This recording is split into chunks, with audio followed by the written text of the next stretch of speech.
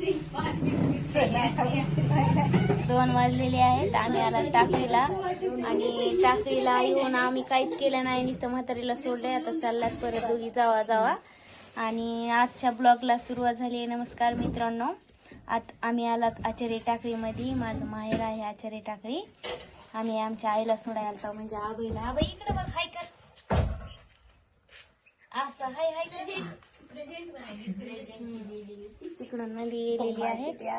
तर अरे तिकडे गाडीतच टाकी, त्याला चाबी द्यायचंय. देव कापूस आणला दादा ना. दादा दाखव देव कापूस,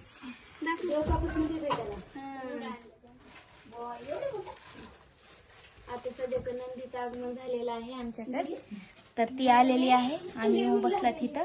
आता आका बघा येत माझ्याकडे टकामका चल करायला आता. आणि चला तर पुढचा ब्लॉग पुढे करू शूट. चला आता आम्ही टोकवाडीला जायला निघालात. काय बोला की आका, काय बोलायचं असेल लवकर उशीर व्हायला, ऊन लागायला जायचंय. तुला मीटिंगला जायचंय, मला घरी जायचंय.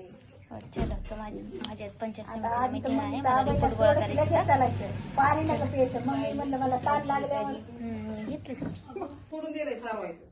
होय तरी बा. मी गाठलंच मला. गाठलंच तुम्हाला. गाठलंच मला.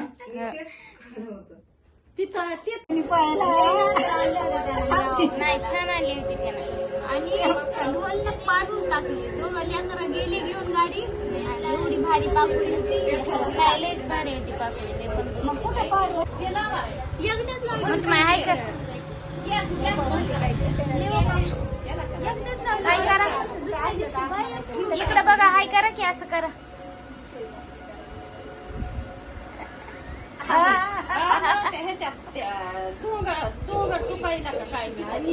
मी किती लय यायचं ना म्हणायले. हा तसं कसं आबाई, असं करा ना. जमलं बघा, हिला कसं असं येईल हिला. होय का, म्हातारीला कसं असं येईल.